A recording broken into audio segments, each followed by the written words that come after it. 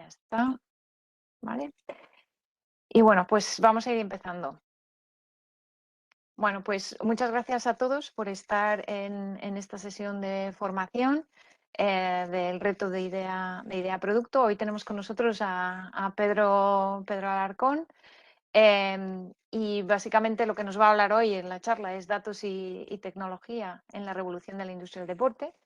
No sé quiénes de vosotros tendréis alguna o estaréis pensando en vuestra idea o proyecto gira en torno al deporte, pero en cualquier caso creo que es un ejemplo muy bueno de cómo se puede aplicar, ¿no?, el tema de la tecnología y los datos en particular a un caso, ¿no?, concreto que es el mundo del deporte, que a mí me parece que es totalmente inspiracional y que puede realmente trasladarse a otras muchas industrias y otros casos de uso, ¿no?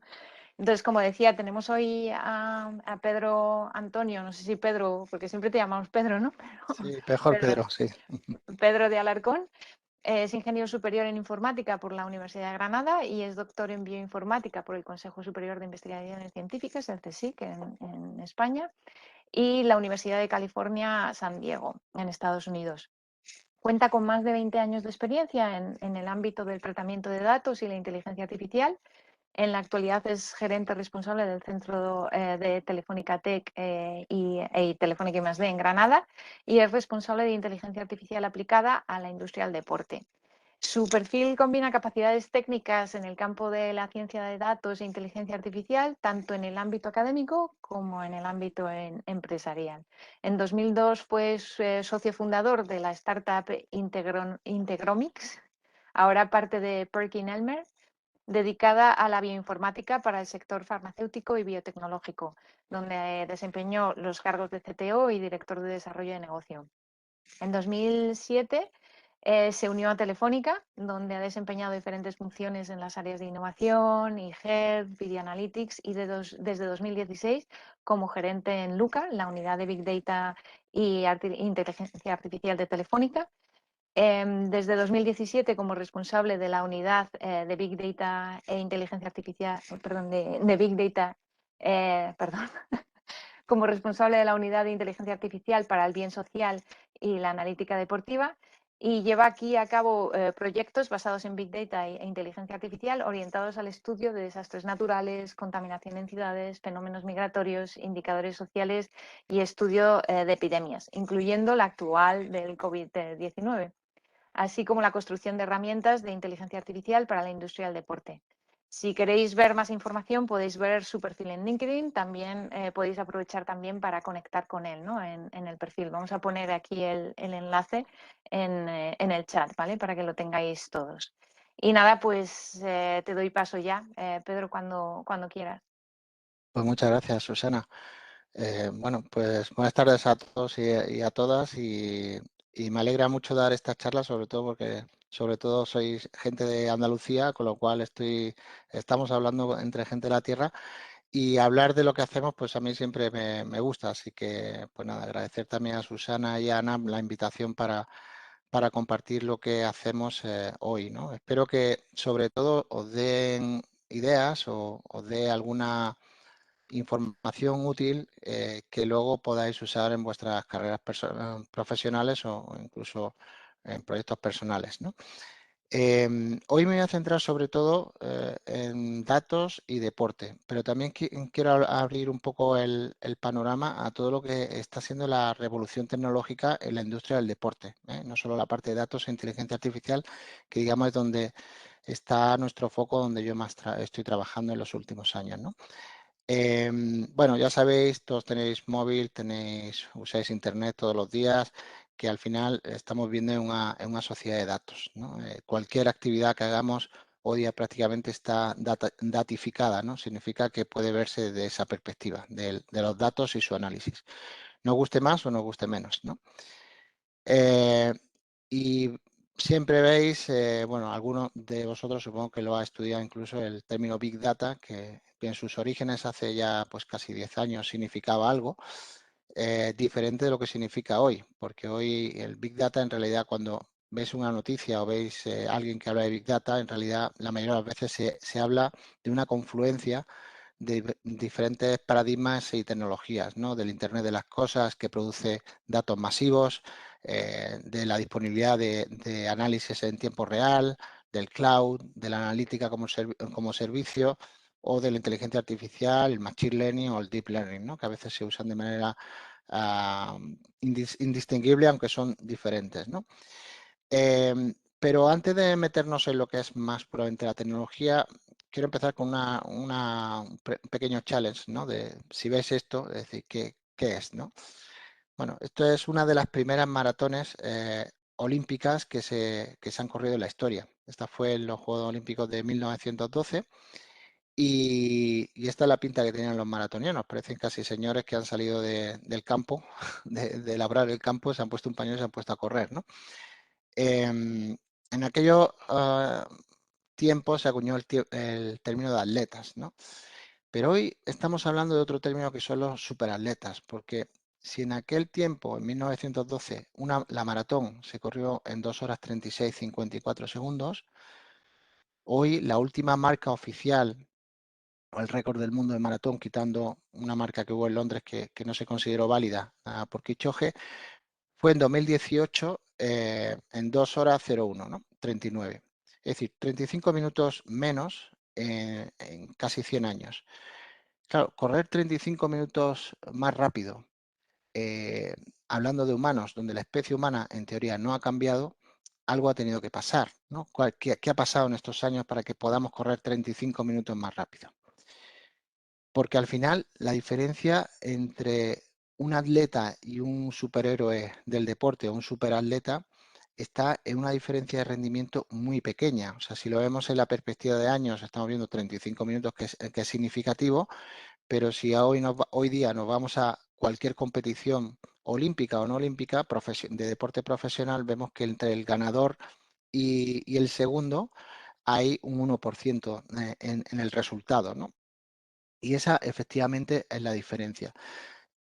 Lo que ha pasado en estos años, sobre todo, es la irrupción de la tecnología y de la ciencia en todo lo que tiene que ver con el rendimiento deportivo.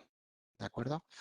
Pero en los últimos años ya no se pelea por esas grandes diferencias, sino por ese 1%. Y eso es importante. Y 1% que parece mucho, pero en algunos casos, como dentro de Telefónica trabajamos pues con uno de nuestros equipos patrocinados, con el Movistar Team de ciclismo, aquí veis que en 3 de las grandes competiciones que hay en el Tour Mundial, del Giro de Italia, Tour de Francia o la Vuelta, se pedalea casi durante 90 horas, unos 21 días, 21 etapas, y al final la diferencia entre ser el ganador y y no subir al podio, pues son 2 minutos, 1,5 minutos, 3 minutos. Es decir, esa gente que está 90 horas pedaleándose incansablemente, pues al final no sube al podio por 2 minutos, ¿vale? Es decir, esto ya es un 0,1%. Y si vamos a algunos de los Juegos Olímpicos más recientes, vemos pruebas como las de piragüismo K1, donde la diferencia entre el primero y el segundo es prácticamente indistinguible. O sea, aquí estamos hablando de un 0,01%. ¿Qué quiero decir con esto? Que hoy día los atletas de élite en su rendimiento van buscando diferencias marginales. Cuando digo marginales pueden parecer insignificantes, pero que son las que le llevan a la victoria. Cualquier cosa que le haga ganar un 0,1% en su rendimiento es válida. Cualquier cosa legal, entendemos, ¿no? No estamos hablando de sustancias prohibidas ni nada, sino simplemente su pregunta es cómo puede hacer para ser un 0,1 mejor, ¿no? O un 1% si puede ser mejor, ¿no? Y lo que hacen los atletas, fijarse en los datos. Y aquí vemos a un partido de la NBA donde está Ricky Rubio en el centro y James Harden, que es uno de los mejores jugadores de la NBA, de los Houston, con el balón atacando. Sabéis que bueno, si habéis visto baloncesto, cuando se defiende en baloncesto, cuando intentas que el atacante no vaya a encestar, tú te pones delante, ¿no? Con los brazos abiertos, o el jugador se pone delante y así se defiende. Pero fijaros, voy a poner el vídeo, fijaros un momento lo que hace Ricky Rubio frente al que tiene el balón, que es el que va a encestar, ¿no? Está en el centro Ricky Rubio, entra James Harden y parece que le deja pasar, ¿no? Se pone de lado, se le pone detrás y entra y tira canasta. Dice, bueno, qué defensa más poco eficiente, ¿no?, ha hecho Ricky. Cuando es todo lo contrario. Ricky lo que ha hecho es estudiar cómo James Harden encesta, que son tiros de 3, fundamentalmente, y cada vez que tira, James Harden tiene un pequeño gesto que es dar un pasito hacia atrás, ¿vale? O sea, pone de pie, bota el balón, da un paso atrás y tira. Con ese movimiento, Ricky lo que estaba haciendo es entorpecer a James Harden sin tocarlo para que no tirase de 3 y para que no hiciera ese gesto. ¿Por qué? Porque los datos dicen que la NBA en los últimos años, el número de partidos que se ganan gracias a los tiros de 3, desde la distancia de 3, pues ha tenido ese incremento que veis ahí, la línea azul, ¿no?, un 40%. Entonces, al final, todos los atletas, todos los deportistas que quieren ser competitivos, tienen que mirar a los datos para ser competitivos, bien a nivel individual o bien como una táctica para competir, ¿vale? Y la realidad es que los datos no solo se generan en los partidos o mientras están practicando el deporte, es que mientras están durmiendo, se están midiendo cómo descansan, cómo funciona su corazón, cómo respiran. Hay multitud de dispositivos. Carolina Marín, ahora contaremos el caso de ella. Ella duerme con un sensor pegado al pecho todos los días, para medir un parámetro que se llama variabilidad cardíaca, porque ese parámetro le dice el nivel de recuperación y de estrés que tiene su cuerpo. Cualquier pista o estadio hoy día está rodeada de medios que captan todo lo que ocurre y digitalizan eso que ocurre en eventos, ¿no? Esos eventos, es decir, pues estamos hablando de tenis, pues dónde está cada jugador en cada momento, a qué velocidad viaja la pelota, cómo es el golpe, si le da de revés o drive, todo esto acaba en grandes ficheros de datos que son procesados por algoritmos y bueno, se le aplican métodos estadísticos básicos y tal, pero luego también un procesamiento muy avanzado con algoritmos de inteligencia artificial que luego los jugadores y los entrenadores utilizan para analizar cómo jugar mejor y cómo vencer a sus rivales. Y ya es habitual, pues esto que estamos viendo aquí, el equipo de ciclismo en pista, esta hay luego, si podemos comentar una película muy bonita de este equipo, con un ingeniero. Este chico del polo azul es un ingeniero que le está mostrando los datos de potencia que están captando en la bici y la ciclista le están preguntando qué tienen que hacer para que la curva cambie en la forma que el ingeniero les dice que tiene que cambiar. Es decir, fijaros aquí el diálogo multidisciplinar entre un ingeniero y una persona del mundo del deporte que no tiene que saber nada ni de matemáticas, ni de algoritmos, ni de nada, ¿no? Pues eso ya ocurre y debe ocurrir, porque cualquiera que quiera ser competitivo tiene que tener este tipo de conversaciones con gente que asesora a los equipos, ¿no? Estamos hablando de sensores, pero si nos vamos ya al lado tecnológico, digamos, del propio sensor, lo que vemos hoy como una pulsera inteligente, un smartwatch o algo adosado al pecho, ya está siendo un parche biointegrable que tiene un laboratorio dentro, ¿vale? Y ese laboratorio puede medir, por ejemplo, composición del sudor, glucosa o lactato, ¿vale? O sea que el grado de sensorización cada vez es mayor y, por tanto, se va añadiendo a ese Big Data, ¿no? Ese diógenes que tenemos de acumulación de datos en torno al rendimiento. Esto por no hablar de todo lo que está pasando y que estaréis al tanto, pues eSports, que son deportes 100%, como sabéis, digitales y que por tanto todo lo que se produce es digital ya per se y ahí hay grandes sujetos de análisis. Ya el otro día leí que hay una inteligencia artificial que ya gana el Grand Tour, un juego de coches, al campeón del mundo. Es decir, hay agentes inteligentes que ya juegan mejor que las personas, obviamente. Todo lo que tiene que ver con realidades virtuales, ¿no? Juegos que ahí veis al jugador con las gafas, ¿no? Que pueden simular entornos ya de juego de forma muy realista, y todo lo que tiene que ver con la Web3 o la relación con los fans a través de activos de la Web3 como los NFTs, ¿no? Que bueno, hoy no hablaremos de eso, pero es algo que seguro que escucharéis si no habéis escuchado ya.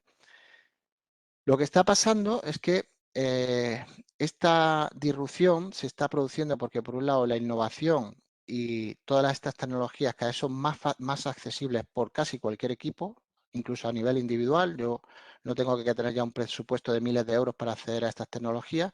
Estas tecnologías realmente lo están cambiando todo. O sea, los sensores que tenemos hoy día o las técnicas de análisis de vídeo no estaban disponibles hace 20 años.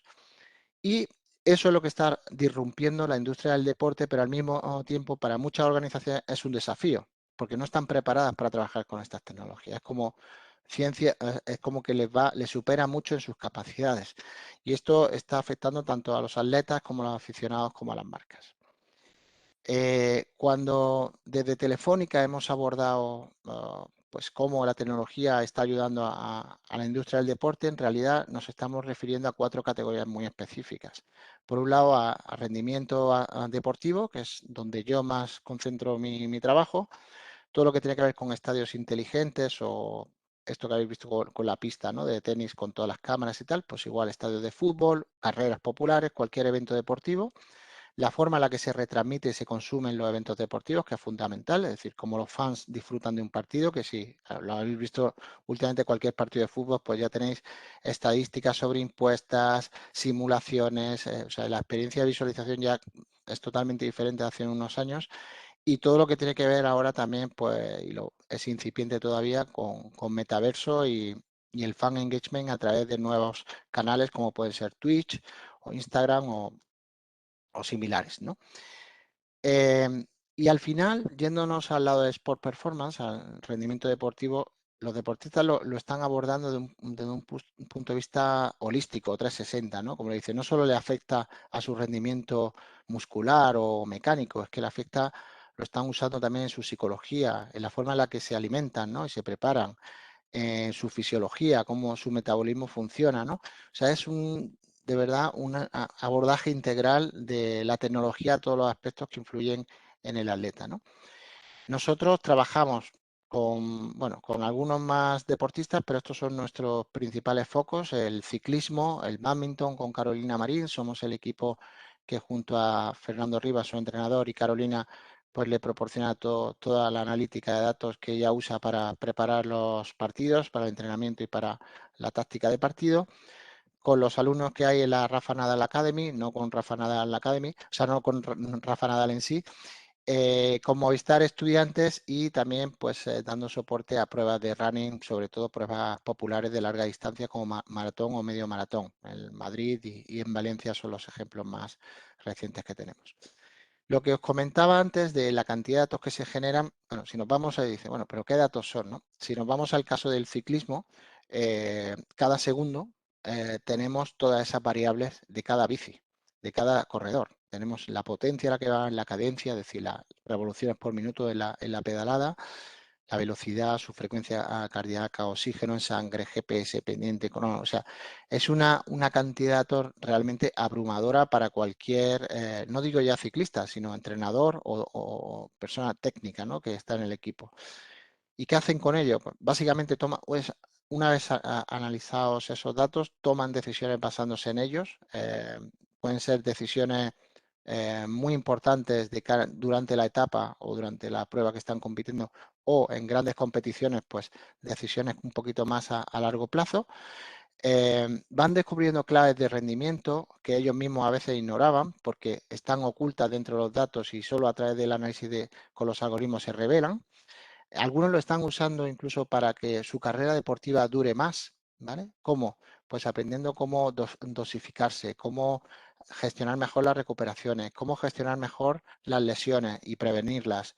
Todo esto es clave. Tenemos ahí a nuestro querido Alejandro Valverde, que ya casi con 42 años, pues ahí está corriendo el Giro de Italia en estos días, ¿no? Y están encontrando también oportunidades de monetización. Han visto que uniendo la marca ciclista de un ciclista unida a la tecnología es un activo muy potente que les reporta a ellos mismos beneficios. Antes veía en la web de socios.com la foto de Messi, ¿no?, anunciando pues un producto de socios.com, ¿no? Bueno, el caso de Valverde, que tenemos súper analizado, pero esto para nosotros fue cuando ganó el campeonato del mundo, pues la verdad una alegría, sobre todo para él, ¿no? Pero para todo el equipo y toda la gente que estamos ayudando al equipo, pues la verdad fue como el colofón de esos años de trabajo con datos que llevamos haciendo, que como digo, puede ser un 0,1% de todo el esfuerzo que hace y toda la preparación de Alejandro, pero eso ya nos vale. Si eso le dio el segundo que necesitaba para ganar, pues estamos más que satisfechos, ¿no? También hay que tener en cuenta que no son solo datos, ¿eh? También ellos, todos los ciclistas, todos los deportistas tienen sensaciones, estado psicológico, la sensación de hundimiento, que eso también se analiza, también se une a todo ese dato, vamos a llamarlo frío, ¿no? Que se saca de los sensores y encontramos también las claves en las que el rendimiento psicológico es más importante que el rendimiento físico, ¿vale? Porque eso es muy importante tenerlo bien controlado y, y estudiado para saber cómo reaccionar cuando se da esa situación de hundimiento, ¿no? De no puedo, mi cuerpo dice que no, aunque el cuerpo puede, pero mi mente dice que no y el cuerpo no anda o no compite, ¿no? Entonces, todo eso también lo integramos dentro de los algoritmos, ¿no? Al final, como digo, es todo muy de innovación, todo lo estamos probando continuamente. Para mí, innovación muchas veces es hacer las cosas de manera diferente, pero tienes que tener buenas herramientas para hacerlo, ¿no? Entonces, tenemos buenos datos, tenemos equipos específicos en Sport Science, ¿no? Que es una disciplina científica en sí misma. Tenemos lo de la nube, es maravilloso porque nos permite no tener que estar físicamente acompañando a los equipos. Ahora está Carolina Marín compitiendo en Tailandia, Movistar Team en el Giro de Italia y yo estoy en Granada y estamos analizando sus datos y hablando perfectamente con sus entrenadores, ¿no? Entonces, lo de la nube realmente lo ha cambiado todo. Y por último, el que todo tiene que ser muy personalizado, ¿vale? O sea, el análisis que hacemos para un corredor puede ser muy diferente para el que hacemos con otro y es la motivación para que haya un equipo trabajando, específico de ingenieros trabajando con ese equipo. Porque si te vas al software que hay en el mercado, pues es un poco café con leche para todos, todos tienen lo mismo. Y aquí lo que nos pide, oye, queremos que los personalizáis al máximo los modelos de rendimiento. También muy importante, tenemos que dar información que se entienda, ¿eh? Si damos gráficas que son pues como esto, pues tampoco les ayuda mucho, porque por muy concienzudo que sea el análisis, la forma de visualizarlo y entenderlo es clave, ¿no? Entonces hay que dejar que ellos mismos nos digan cómo quieren que visualizar el análisis que hay por detrás y no enseñarle demasiados detalles, ¿no? Eh, Voy un poco ya justo de tiempo, bueno, en el caso del ciclismo también otra cosa importante que os quería comentar es el tiempo real, ¿no? Esto lo vamos viendo en todos los deportes, que cada vez más el aficionado y los propios deportistas demandan saber qué está pasando en el tiempo real, ¿no? Para poder ajustar.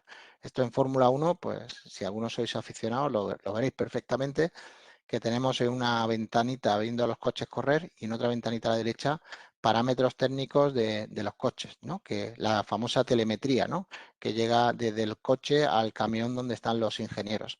Pues un poco, sin llegar a ese nivel, algo así empieza a ocurrir en ciclismo. Ya se va demandando el que ciertos análisis estén disponibles conforme van sucediendo las cosas en carrera o en competición. Bueno, esto es otro proyecto en el caso de fútbol, ¿no? Que Telefónica está apostando con una startup que se llama Humanox, que tiene unas espinilleras, para que veáis hasta qué grado se puede sensorizar lo que parecía insensorizable, ¿no? Unas espinilleras que integran una serie de sensores de aceleración, de fuerza y GPS y permiten pues monitorizar qué hace el jugador desde sus espinilleras. Esos sensores además tienen tarjeta SIM, con lo cual conforme el jugador juega está enviando los datos a la nube, ¿no? El caso de Carolina, pues como decía antes, pues lo hemos hecho con ella, con su entrenador, digitalizando todos los datos de los partidos, pues una serie de herramientas que le permiten visualizar antes de jugar con una rival su partido, porque ya sabe con el análisis cómo juega su rival. Entonces empieza a diseñar tácticas y dice, como yo sé que cuando hago A, B, C, ella me responde D, pues esta vez voy a hacerlo de otra manera, ¿no?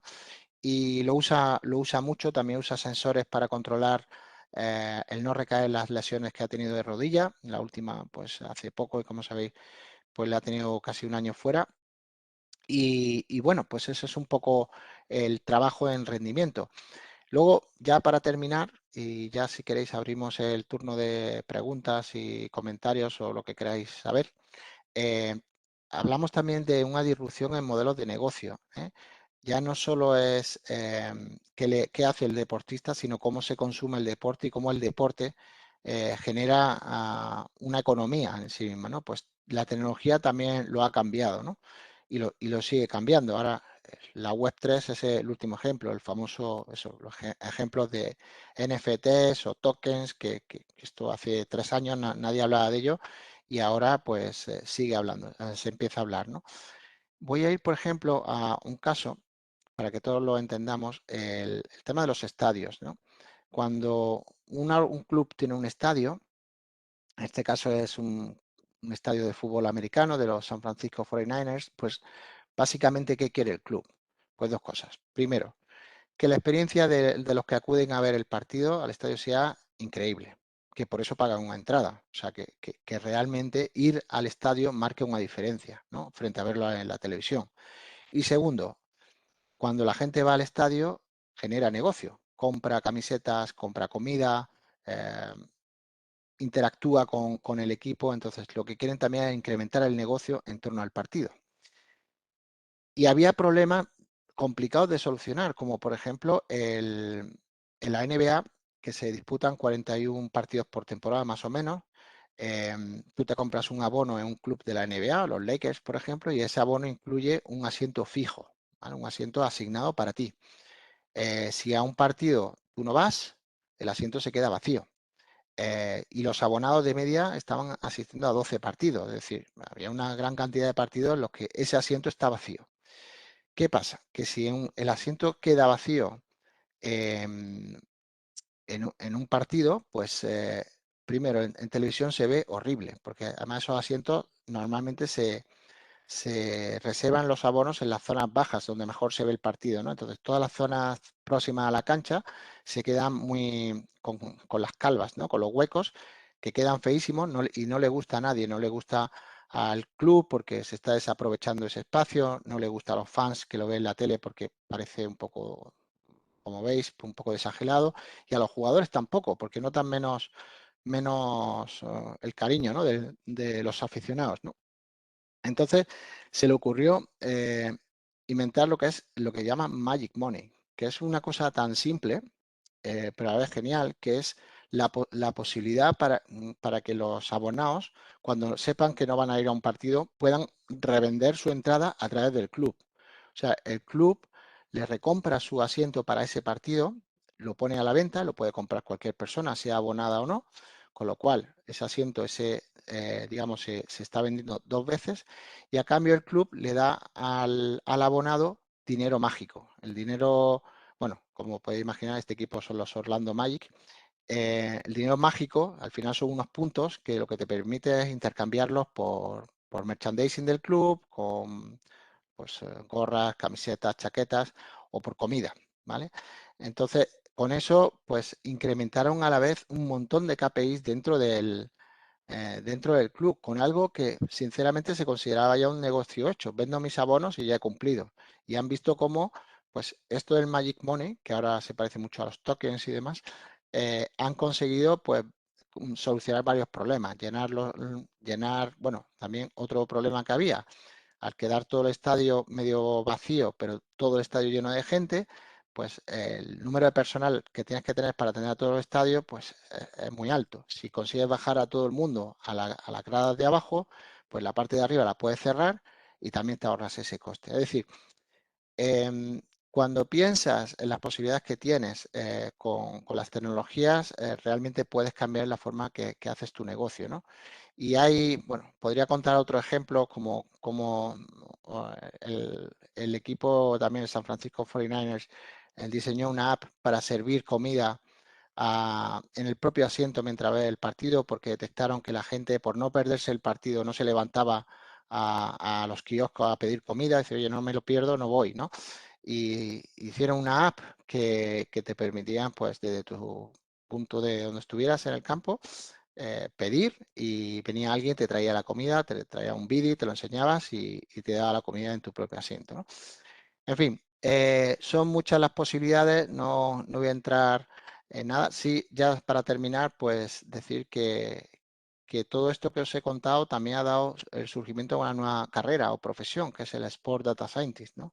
Hasta ahora, hasta hace 5 años o 10 años no existía, son personas del mundo de la ingeniería, de las matemáticas, en la informática, que trabajan muy cerca de las organizaciones deportivas analizando sus datos, trabajando con los datos de ese club. Y esto que no existía hace unos años, pues ya nos lo vamos encontrando poco a poco en por supuesto en todos los clubes de fútbol de primera, pero en deportes que hasta ahora eran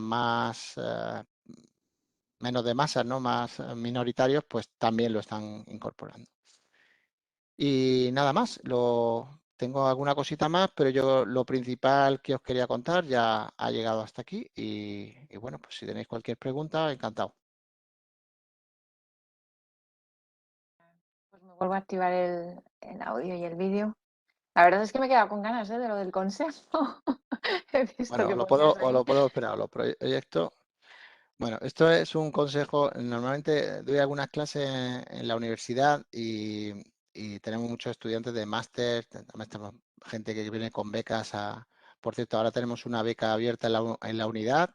Si os queréis animar, pues contactadme y estaremos encantados de ver si podemos trabajar juntos. Y bueno, a la gente lo que le animamos a remangarse y a ponerse manos a la obra si quieren probar y meterse en el campo este de los datos y el deporte, ¿no?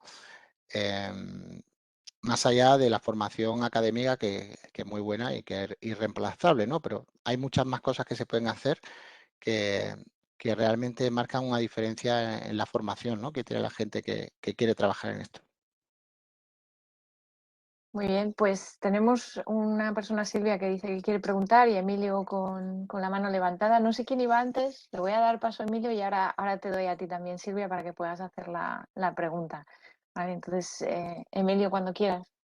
Buenas tardes, yo soy Emilio y me ha parecido muy interesante la charla. No sabía que se podían sacar tantos datos del deporte y la pregunta iba relacionada con eso, actualmente se pueden sacar muchísimos datos de los deportes y de cualquier actividad en general. ¿Cómo discernir claramente cuáles son importantes y en cuáles debemos de actuar? Muchas gracias. Gracias a ti, Emilio. Pues es una buena pregunta porque, como decía antes, con los datos ocurre a veces también un síndrome de Diógenes, ¿no? Empiezas a recolectar y es mucho mejor recolectar y luego descartar que descartarlo de inicio, porque lo que creías que no te va a servir, luego resulta que sirve.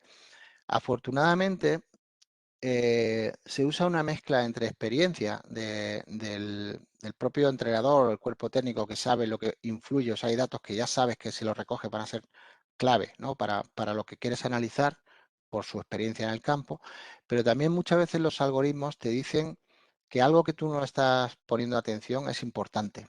Entonces, hay algoritmos y técnicas de tratamiento de datos que te dicen efectivamente para un problema determinado cuáles son las variables que son importantes para ese problema. ¿Vale? Entonces, entre comillas, esa parte se puede, digamos, casi automatizar, seleccionar esas variables. Pero hay también mucha iteración, porque muchas veces hay variables que son importantes, pero sobre las cuales no puedes actuar, ¿no? Por ejemplo, variables que están relacionadas con la fisiología o con estados que son, por ejemplo, el calor, ¿no? O el frío. Pues hay momentos en los que dice, "Oye, yo sé que esto es importante, pero es que si la etapa es a 35 grados, yo puedo refrescar al ciclista, pero es a 35 grados. Entonces, no puedo... Lo interesante es mezclar la experiencia del cuerpo técnico con lo que te dicen los algoritmos, con variables que sean realmente accionables, con las que tú puedas trabajar o bien antes de la competición o durante la competición. Pero lo mejor es tener todos los datos al principio y luego poco a poco ir filtrando y quedándote con lo que de verdad sirve, ¿no? No sé si he respondido a tu pregunta. Bueno, a ver, contesta o no. Bueno, vamos a Sí, suponer que sí. Sí, sí. bueno, sí que me ha quedado muy claro y que muchas gracias. Gracias. Vale, perfecto. Voy a dar paso a Silvia y luego tenemos también a María, pero voy a dar paso a Silvia. Cuando Hola, quieras. buenas tardes. Buenas tardes, ¿me oís? Sí, sí, perfecto. Vale. Hola Pedro, bueno, encantada. A mí me ha gustado mucho la charla. Yo sí estoy acostumbrada a trabajar con datos y como bien dices, muchas veces son los datos los que te dan la información relevante, solo hay que saberlos mirar, ¿no? Y estoy de acuerdo en que, bueno, es una fuente incalculable de saber y de valor que luego te proporciona pues, tomar las medidas adecuadas o la gestión adecuada. Entonces, a mí me ha gustado mucho como te digo, la presentación y estas vertientes que has comentado que son aplicables y que tú estás en una de ellas, en la de ver un poco la optimización, ¿no? De cara a las competiciones de los deportistas y tal.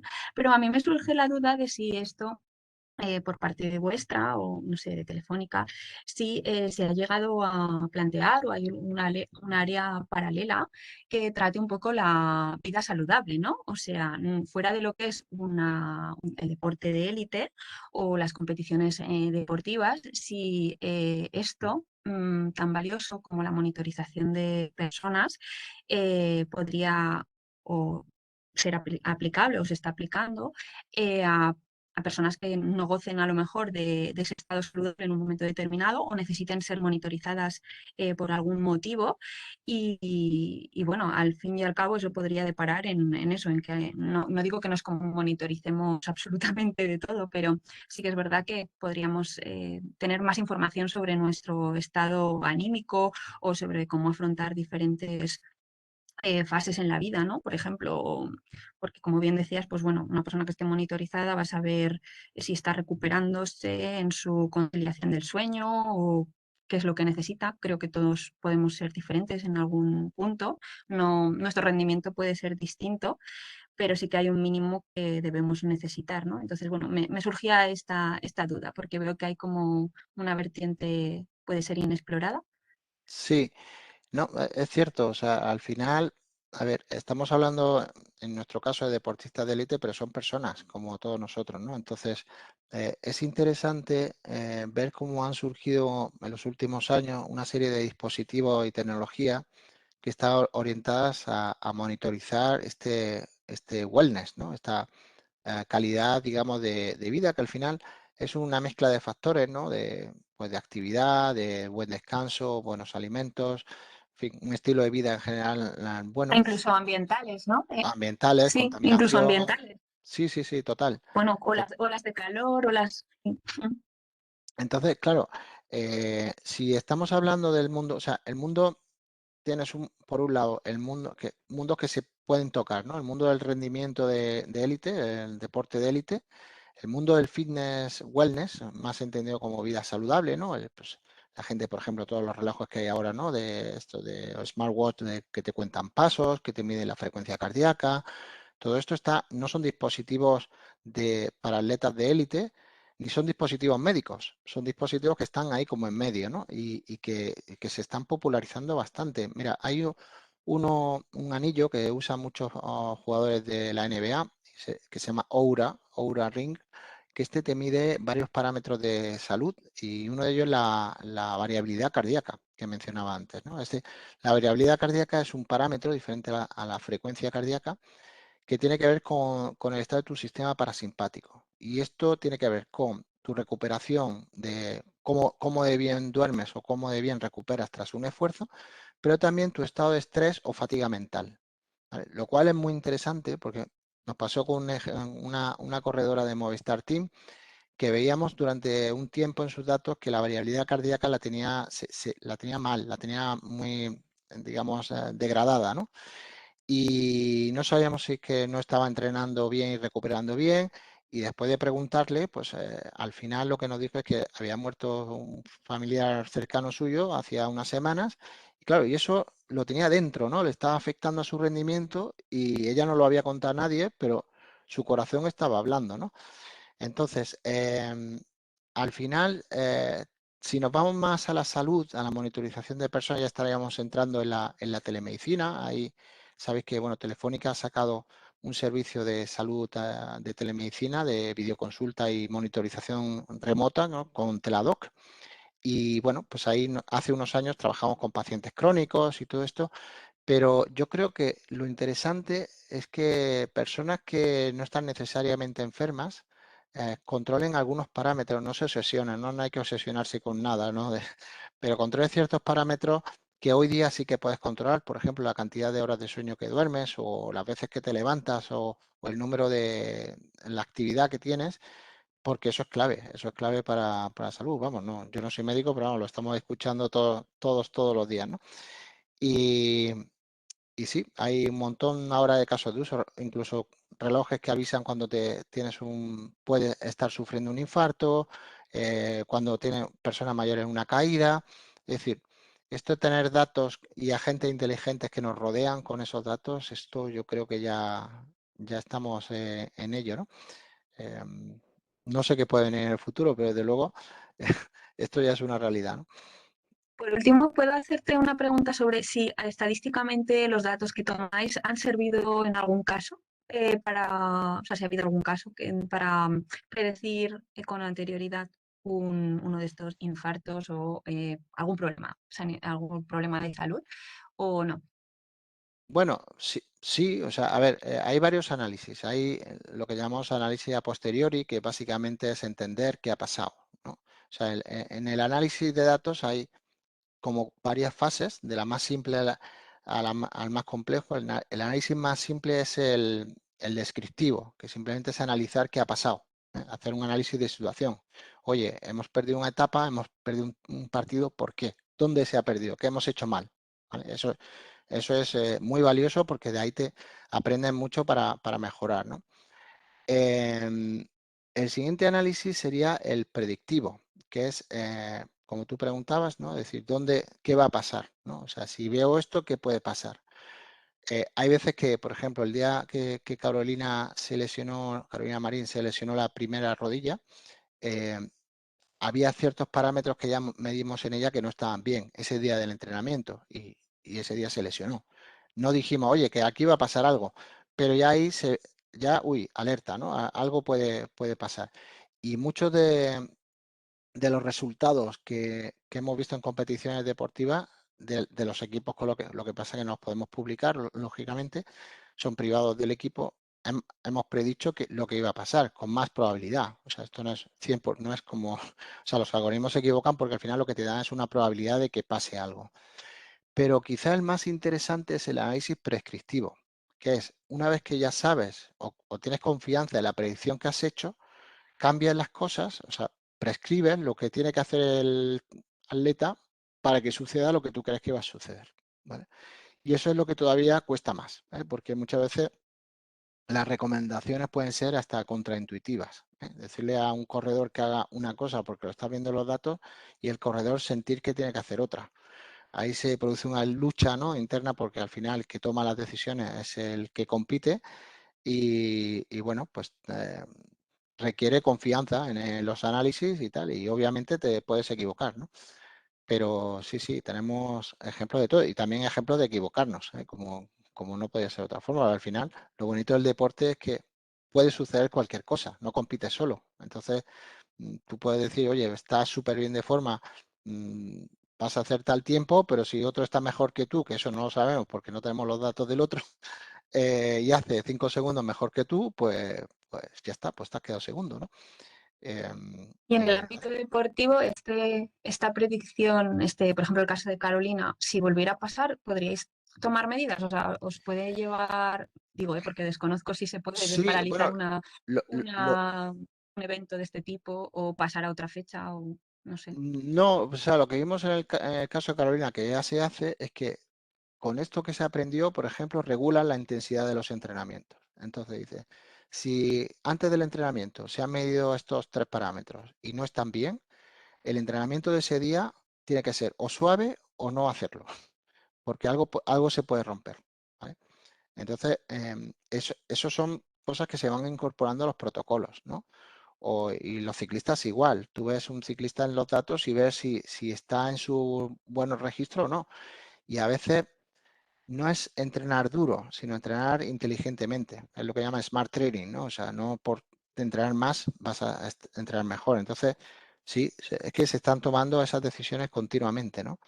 Lo que no son decisiones que puedas atribuir exclusivamente, o sea, tienes al entrenador que pone la cabeza con una herramienta que le dice no sé qué. que haga algo, ¿no? Entonces, ahí es una simbiosis, ¿no? Colaboran los dos, la herramienta y el entrenador, en tomar la decisión. No es que digas, el algoritmo ha dicho que tienes que hacer no sé qué. No, el algoritmo dice una cosa, el entrenador lo interpreta, lo valora y aplica lo que tenga que hacer, ¿no? Como que es una herramienta que ayuda al entrenador a decidir qué tipo de entrenamiento, cómo hacerlo, Claro. etcétera, ¿no? Nosotros, por ejemplo, Pues como se me Start ocurre que Team... podría ser, perdón, No, no, di. no, que se me ocurre que todos seríamos igual más productivos si tuviéramos una herramienta así que nos monitorizara o nos dijese, porque hay días en los que pues puede ser 100% productivo y otros no, ¿no? Y esto es como todo. Muchas veces hay mucha gente que trabaja pues muchas horas al día y no todas son productivas tampoco. Así es, así es. Sí, hay muchas cosas que nos podríamos medir a nosotros mismos, ¿no? Decir, pues mira, me doy cuenta que cuando trabajo en estas horas de la mañana hago el doble de trabajo que si trabajo por la tarde. Pues algo así, algo así. Entonces, lo interesante de esto es cuando tienes muchos datos y ya el análisis no lo haces a ojo, sino son los algoritmos los que te encuentran estas cosas, ¿no? Muy bien. Tenemos también a María, que quiere hacer una pregunta. María, te doy paso. Sí, gracias. Gracias, Pedro. Interesante tu presentación, pero yo te quería llevar a otro mundo, más que de deporte, que siento que sí sería interesante porque estoy dedicada mucho al tema de los cuidados, y concretamente los cuidados de las mujeres que cuidan de manera informal o formal también, ¿no? Hay una gran problemática porque realmente el esfuerzo físico y emocional que significan los cuidados es una evidencia poco visibilizada, poco reconocida y poco puesta en cuestión. ¿Hasta qué punto, por ejemplo, con este agente inteligente podríamos hacer esa medición de lo que tú acabas de decir, ¿no? Porque yo estoy realizando muchos talleres de autocuidado con mujeres cuidadoras de sus familiares o trabajadoras, y realmente, y por la propia experiencia con mis padres, el desgaste físico y emocional es tremendo, ¿no? Y creo que desde Telefónica podría resultar súper interesante hacer esa medición, porque la propia OIT, la Organización Internacional del Trabajo, ha advertido que los cuidados van a ser un gran nicho de mercado porque por las altas tasas de envejecimiento en pleno siglo XXI. Entonces, me gustaría que de repente me puedas comentar algunas pinceladas y en algún momento poder tener una mayor conversación respecto al tema. Desde ya te agradezco, Pedro. Gracias. Ujú. Sí, interesante. Antes del deporte, como decía, pues estuvimos trabajando unos años en Telefónica en todo lo que tiene que ver con teleasistencia, ¿no? y telemonitorización de pacientes crónicos, ¿no? Telemedicina. Y efectivamente, nosotros al principio poníamos foco, digamos, en la persona cuidada, ¿no? La que necesitaba cuidados, pero al entrar en los hogares y poner allí la tecnología y tal, nos dimos cuenta que realmente las personas que no se le estaban, que nadie estaba mirando y que realmente también necesitan cuidado eran las personas que la están cuidando, ¿no? En muchos casos trabajadores, pues o sea, personas del ámbito familiar que no tenían ningún tipo de remuneración ni ayuda en su tiempo, ¿no? Con el desgaste que eso, como comentaban, ¿no? Que eso supone. Nosotros, lo que sí hemos visto, que por enlazar un poco el tema de la charla con tu pregunta, es que se puede medir el grado de desgaste emocional de una persona. Y es porque eso ocurre en el deporte continuamente, ¿no? Y se puede medir. ¿Cómo? Pues hay un tipo de mediciones que se llama escalas subjetivas de percepción, en las cuales tú, digamos, te sondeas tu ánimo, ¿vale? Yo me levanto, o sea, imagínate que te levantas por la mañana y te pregunto, ¿qué tal te encuentras hoy? Del 1 al 10. 1 fatal, 10 muy, muy bien. Me dices 7, ¿vale? Y al final del día te vuelvo a hacer la misma pregunta. ¿Qué tal has pasado tu día? 1 muy mal, 10 muy bien. Me dices 4, ¿vale? Si eso se lo preguntas a otra persona, que se encuentra como tú, pues probablemente te diga otros números. Pero si te lo pregunto a ti sucesivamente, día tras día, tu respuesta va a ser consistente. Es decir, si tú me dices, oye, un 7 y la media de tus respuestas mañana, o sea, dentro de un mes, es un 8, es que tú estás yendo a mejor. Pues algo así se le pregunta a los corredores, ¿no? Bueno, a todos los deportistas. Oye, ¿cómo te sientes de recuperado esta mañana antes de empezar tu etapa? Pues un 7. Y cuando terminas, ¿cómo te sientes? Y te dice, pues mira, hoy he sufrido, lo he pasado fatal, casi me bajo de la bici, un 4, ¿vale? Todo eso lo vamos vinculando a otros datos que tenemos de esos corredores. Por ejemplo, las caídas, ¿vale? Las caídas muchas veces ocurren por una falta de concentración o por un estado físico que te hace que tu foco no esté en lo que estás haciendo. O sea, tu cabeza te está llevando a otro fuera, te despistas y te caes, ¿no? Y hemos encontrado que efectivamente, o sea, el estado mental o la percepción mental de tu esfuerzo se asocia a tu rendimiento y también a otros incidentes que puedas tener. Dicho esto, yo creo que lo propio sería pues tener estos estudios con, nosotros siempre vamos de la mano de partners, ¿no? De gente que trabaja en ese sector. Aquí no sé si sería Cruz Roja, que hace mucho de asistencia domiciliaria o algo así, que nos ayudara a entender realmente qué es lo que hay que medir y en qué en qué ayuda, ¿no? Esa medición. Eso es lo que haría. De hecho, en mi equipo hemos hecho bastante trabajo con Cruz Roja en ese sentido, ¿no? Se hizo un hackathon hace poco para ver cómo se puede ayudar a las personas que están en su hogar, pues atendiendo a otras, ¿no? Vale, tenemos, no sé si María te ha respondido. Entiendo que sí. Tenemos una pregunta también de, sí, María. Vale. Tenemos a Félix también. Te doy paso, Félix. Hola, buenas tardes, Pedro. Muchas gracias. Muy interesante la charla. Te quería hacer alguna pregunta respecto, bueno, un comentario respecto al análisis prescriptivo. Veo que es muy interesante en datos que trabajamos con ellos, pero después la validación como sería un poco más complicada, ¿no? Porque al final no sabes si has ganado el partido por las variaciones que has hecho o por otras cosas externas, ¿no? Entonces, ¿cómo validáis, cómo convences después a los jugadores o al entrenador de que la actuación que han hecho gracias a tu análisis ha sido positiva? Bueno, la validación es muy fácil. Te puedes fijar en el resultado, que a lo Claro. mejor no siempre es el que tú quieres, pero cuando tú les preguntas, le dices, oye, ¿crees que has competido mejor? ¿Crees que ha ido mejor? ¿Te has sentido mejor? Y la respuesta es que sí. Claramente, si ellos quieren si eso les ayuda, lo tienes que dejar, ¿vale? Otra cosa es que les lleves a cometer errores, que eso no nos ha pasado que sepamos, pero generalmente lo que nos han pedido incluso es que nos metamos más, que ayudemos más en cosas que a lo mejor no se pueden hacer, como por ejemplo análisis en tiempo real que no te deja el reglamento. Y la otra forma de validarlo es quitándolo. Es decir, mira, pues te estoy haciendo estos informes antes de cada carrera, vamos a probar a no hacértelos. No lo hagas. Ve a ciegas, ¿vale?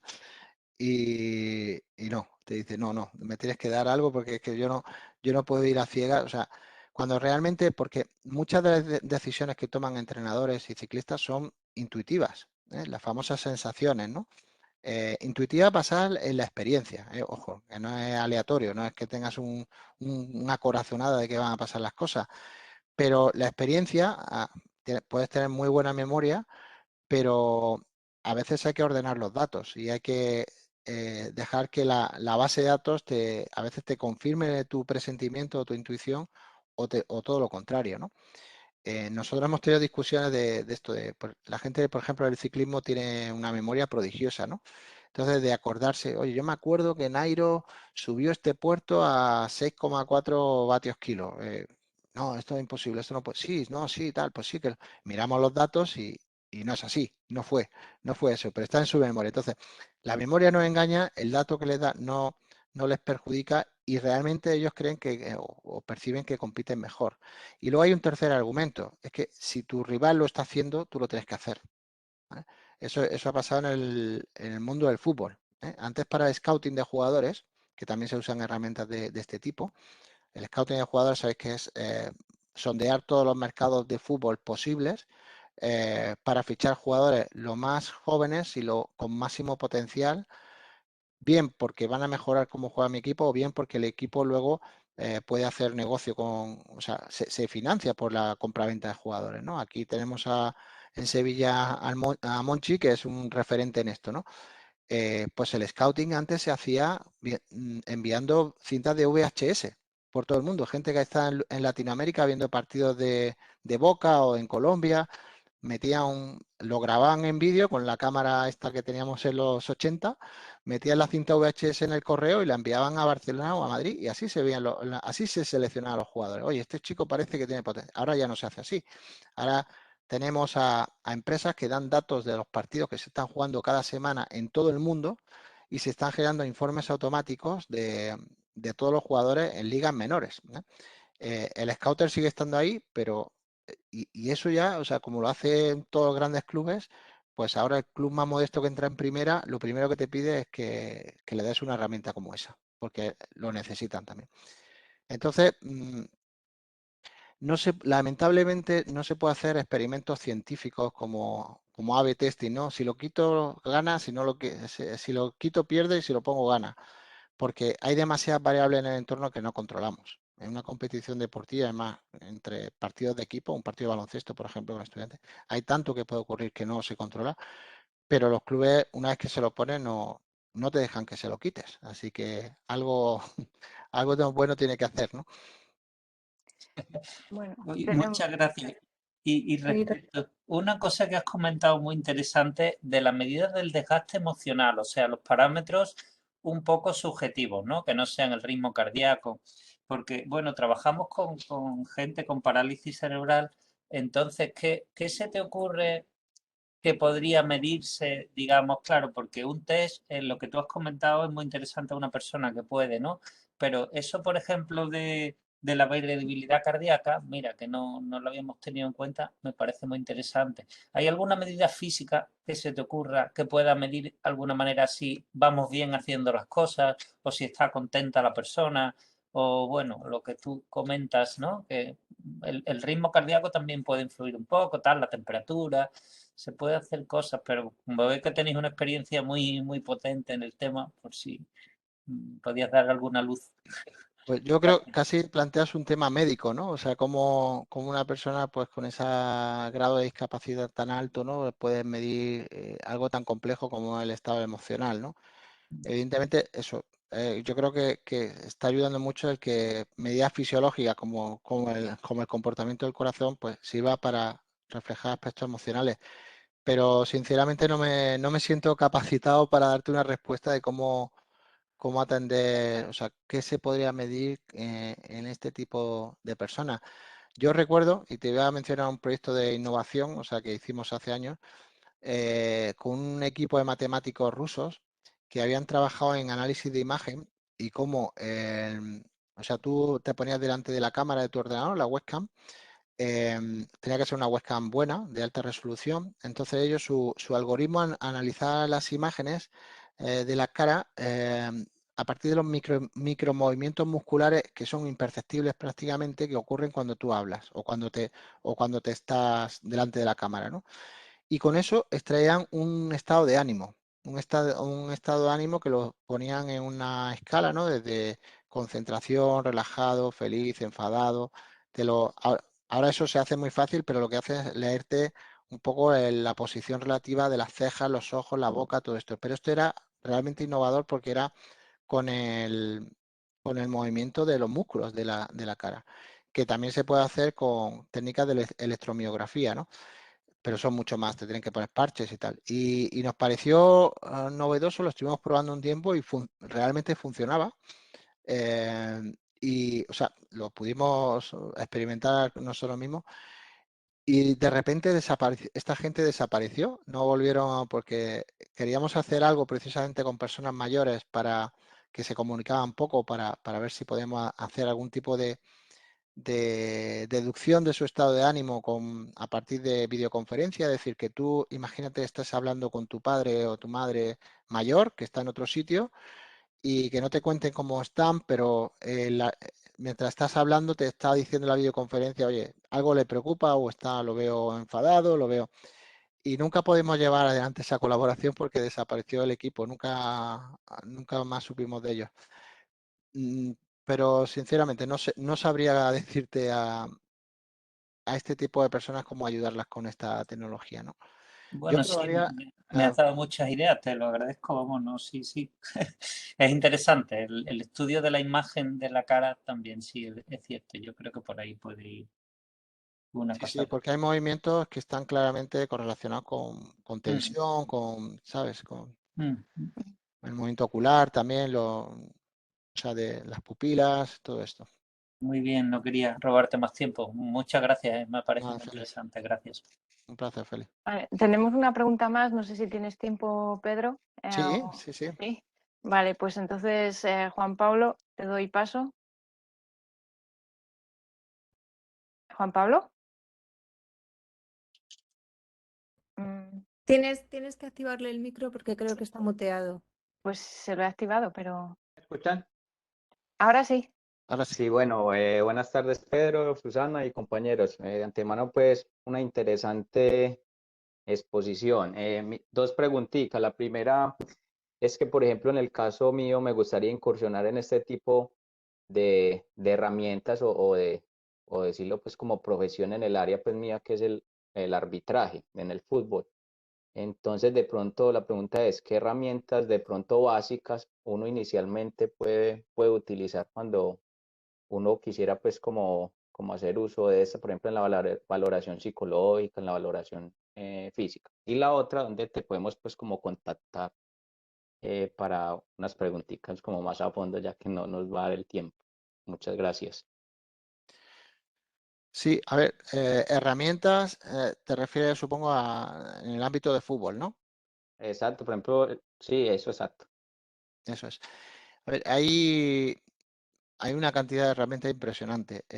Las mejores son comerciales, es decir, son de pago, son las que usan los clubes de fútbol. Ahí pues está desde las que proporciona la Liga de España, ¿no? Que tiene pues aplicaciones a Media Coach, Holocip, bueno, hay muchísimas y empresas que proporcionan los datos, pero sobre todo son datos de, digamos, de eventing de partidos, o sea, lo que ocurre en los partidos realmente, ¿no? No a nivel, no te dan datos individuales habías comentado psicológicos, ¿no? Que te interesa, sobre todo emocionales o psicológicos, ¿no? Sí, exacto, emocional y psicológico. Claro, para eso la verdad que hay mucho menos porque lo que hay está dentro de los clubes. Eso es, digamos, un conocimiento privado que hay dentro de los equipos, los que lo analicen, porque nos consta que no todos hacen ese tipo de análisis, ¿no? Todavía las valoraciones psicológicas son muy, digamos, cualitativas, poco cuantitativas, como los problemas muchas veces no todo se le puede poner un número, ¿no? Hay que describirlo. Y sí que nos consta, porque lo hemos visto, que los clubes en la ficha de los jugadores tienen un apartado donde tienen sus números de rendimiento, sus estadísticas, y tienen otra parte que tiene que ver con su estado de forma, todo esto, y lo tiene que ver con su comportamiento o perfil psicológico, ¿no? De esta persona, porque esto también es muy importante, ¿no? En todos los deportes, pues el tener la cabeza bien ordenada, pues es muy importante para competir. Y eso lo tienen, pero yo cuando lo he visto son valoraciones cualitativas, no tanto cuantitativas. Lo más próximo, lo que he mencionado antes, las escalas de percepción del esfuerzo o percepción subjetiva, que ahí sí son escalas numéricas en las que el propio deportista valora cómo se encuentran diferentes aspectos psicológicos o emocionales, ¿no? Y una vez más son datos, imaginaros, ¿no? Son datos de la máxima protección en cuanto a privacidad y por lo tanto los clubes pues no lo suelen compartir con nosotros. Y las herramientas que hacen sobre ellos, pues la verdad que tampoco son, te las cuentan demasiado, ¿no? Entonces, bueno, habría que ver. Aquí no sé si dispone ya de datos de ese tipo o no, pero te diría que casi todo es muy ad hoc, ¿no? Muy ajustado a cada caso. cambio, para rendimiento deportivo en fútbol, o sea, análisis hay herramientas gratuitas y hay herramientas de pago, como decía, y ambas son las de pago mejores, ¿no? Pero son muy completas ambas. Muy bien, pues estamos ya muy por encima del tiempo, nos hemos pasado casi 10 minutos. Nos ha preguntado alguna persona si vas a poder compartir la presentación. Sí. Sí, vale, pues no sé por qué yo no lo veo, pero creo que Ana ha puesto en el chat la dirección de correo electrónico nuestra de Open Innovation Campus, nos podéis escribir ahí. Creo que también ha puesto el LinkedIn de Pedro de todas formas, por si queréis conectar y contactar con él. También si queréis contactar con Pedro lo podéis hacer a través nuestro del buzón. ¿Vale? Entonces nos escribís, nos pedís la presentación y en cuanto Pedro nos la pase os la hacemos llegar. Y nada, pues muchas gracias a todos por asistir y muchísimas gracias, Pedro, ha sido súper interesante. Yo creo que podríamos estar toda la tarde Sí. hablando y haciendo preguntas. Así que no, la verdad es que espectacular la presentación, muchísimas gracias. Gracias a vosotros y nada, para lo que queráis, aquí estoy. Muchas gracias a todos. Muchas gracias. Adiós. Adiós.